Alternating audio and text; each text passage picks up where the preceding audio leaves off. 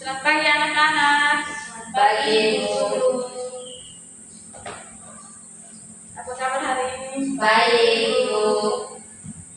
Baik, sebelum kita memulai pelajaran kita pada hari ini, salah satu orang pimpin kita dalam doa.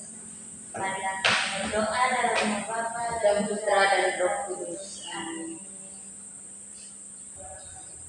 Baik, sebelum kita mulai pelajaran kita, Ibu akan absen.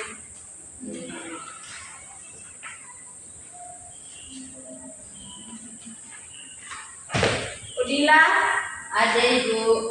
Disilia, Ada, Ibu. Novita, Ada, Ibu. baik, ini hari kita akan belajar tentang gereja sebagai komunitas yang hidup. Baik, tujuan pembelajaran kita adalah kita harus memahami gereja sebagai komunitas umat beriman yang hidup melalui karya-karya pastoral sehingga kita dapat menyatakan karya-karya tersebut. Baik, kita akan masuk pada materi.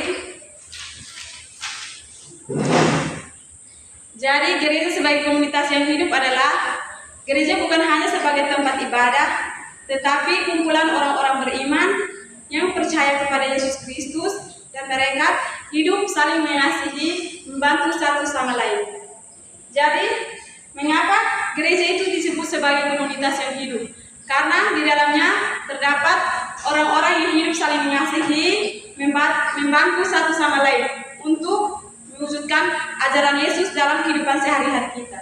Jadi kita itu yang termasuk dalam anggota tersebut. Jadi kita hidup itu harus saling membantu, mengasihi satu sama lain. Seperti yang kita ketahui dalam kitab Kisah Para Rasul, di situ Yesus mengajarkan kita untuk hidup saling mengasihi. Baik, yang seperti kita ketahui dalam kitab Kisah Para Rasul bab 2 ayat 41 sampai 47, itu Yesus berkata bahwa jemaat berdana itu hidup saling membantu, mengasihi, makan bersama, doa bersama. Jadi itu yang disebut sebagai gereja sebagai komunitas yang hidup. Jadi kita itu hidup harus saling mengasihi satu sama lain, harus membantu. Ketika teman kita membutuhkan bantuan, kita harus membantunya. Seperti di dalam kelas, ketika teman kita tidak ada pulpen, kita harus membantunya untuk memberikan kepadanya. Baik, yang kedua kita masuk pada ciri-ciri gereja sebagai komunitas yang hidup. Jadi, ciri-ciri gereja sebagai komunitas yang hidup adalah bersatu dalam doa dan iman. Jadi kita hidup itu harus saling mendoakan, terus saling mendoakan dan bersama-sama beribadah. Yang kedua itu saling mengasihi dan menolong. Tidak ada yang membiarkan susah sendiri. Jadi kita hidup itu harus saling menolong satu sama lain. Terus ciri-ciri gereja sebagai komunitas yang hidup itu yang terakhir tentang setia pada ajaran Yesus, hidup mencerminkan kasih, pengampunan, dan pelayanan. Jadi kita itu harus setia pada ajaran Yesus, seperti kita harus aktif dalam kegiatan OMK, mengikuti katekese, mengikuti doa rosario, dan aktif dalam terus kita juga harus ikut aktif dalam mengikut sepertinya harus mengikuti dalam karya-karya seperti perayaan Paskah, Natal. Kita harus terlibat dalam kegiatan tersebut. Itu yang dinamakan setia pada ajaran Yesus.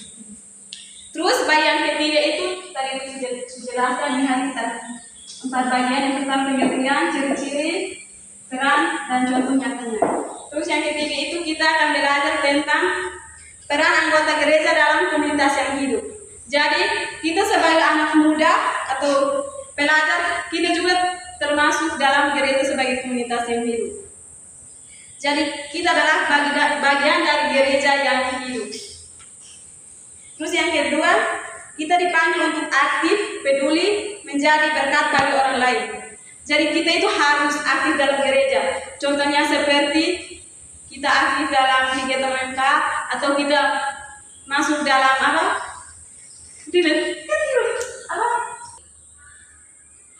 Jadi kita juga harus aktif dalam contohnya seperti organisasi THS THM, itu juga termasuk salah satu gereja sebagai komunitas yang hidup.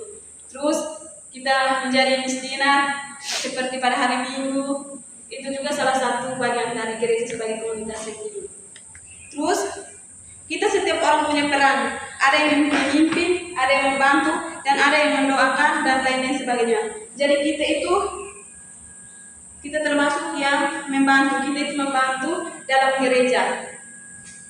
Terus contoh tentang gereja sebagai komunitas yang hidup itu seperti dalam keluarga. Sebelum kita makan bersama, seperti malam kita sebelum makan bersama, kita harus berdoa bersama keluarga, bersama orang tua, kakak, adik. Itu juga salah satu sebagai gereja sebagai komunitas yang hidup. Terus yang kedua itu menolong teman yang kesulitan. Contohnya seperti yang Ibu jelaskan yang pertama itu kita harus menolong teman kita. Seperti teman kita kesusahan, kita harus membantunya. Contoh sederhananya, ketika dalam kelas teman kita tidak ada pulpen, kita harus ya, yang contoh kedua itu menolong teman yang kesulitan. Seperti yang Ibu jelaskan yang pertama tadi itu, ketika teman kita tidak ada pulpen, kita harus membantunya. Terus yang terakhir, tidak membeda-bedakan teman. Seperti yang kita ketahui dalam hidup kelas ini, kita teman dari berbagai daerah, jadi kita harus menghargai, tidak boleh membeda-bedakan. Seperti baik, jadi kita itu tidak boleh membeda-bedakan teman kita. Terus yang terakhir, terlibat dalam kegiatan gereja. Seperti yang Ibu katakan tadi, terlibat aktif dalam gereja artinya kita ikut membangun dalam menghidupkan gereja dengan kegiatan-kegiatan yang tadi Ibu sebutkan itu ya, mengikuti kegiatan masuk organisasi THS THM, aktif dalam OMK, mengikuti KOR, menjadi misdinar. Itu adalah cara untuk membangun dan menghidupkan gereja.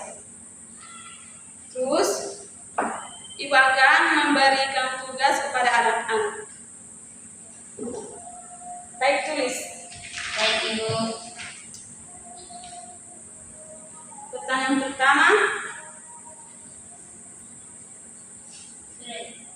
siapa-siapa yang termasuk dalam anggota gereja?